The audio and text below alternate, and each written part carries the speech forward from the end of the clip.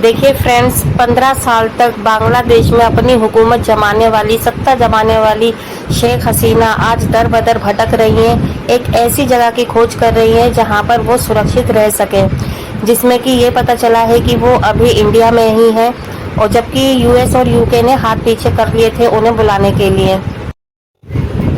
इसी बीच शेख हसीना के बेटे का एक इंटरव्यू सामने आया है, जिसमें उन्होंने कहा है कि अभी वो फिलहाल भारत में ही रहेंगी, उनकी कहीं जाने की कोई योजना नहीं है। हसीना स्वस्थ हैं और मेरी बहन उनके साथ है, लेकिन पूर्व प्रधानमंत्री बहुत परेशान है। वे इस बात से परेशान है कि बंगबंधु ने देश के लिए अपनी जान दे दी।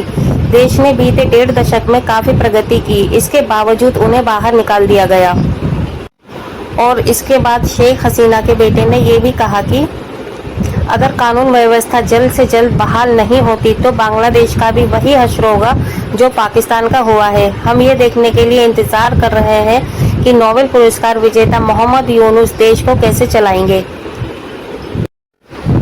और फ्रेंड्स देखिए, ये भी पता चला है कि शेख हसीना सोमवार को बांग्लादेश से अपनी बहन रेहाना शेख के साथ में 2 बैग और 2 सूटकेस के साथ में आई थी। और देखिए, ये भी पता चला है कि उन्होंने कई देशों से अपने लिए मदद मांगी, लेकिन उन्हें किसी ने दी नहीं। तो इसी पर उनके बेटे ने एक इंटरव्यू में ये भी कहा है कि ये सभी अफवाहें हैं, उन्होंने अभी इस बारे में कोई निर्णय नहीं लिया है। वे कुछ और समय के लिए दिल्ली में ही रहेंगी, बहन उनके साथ है, लिहाजा वे अकेली नहीं है। तो जैसा कि आपको पता चल ही गया है कि शेख हसीना फिलहाल भारत में ही है और सुरक्षित है। उनका अभी किसी और देश में जाने का कोई प्लान नहीं है।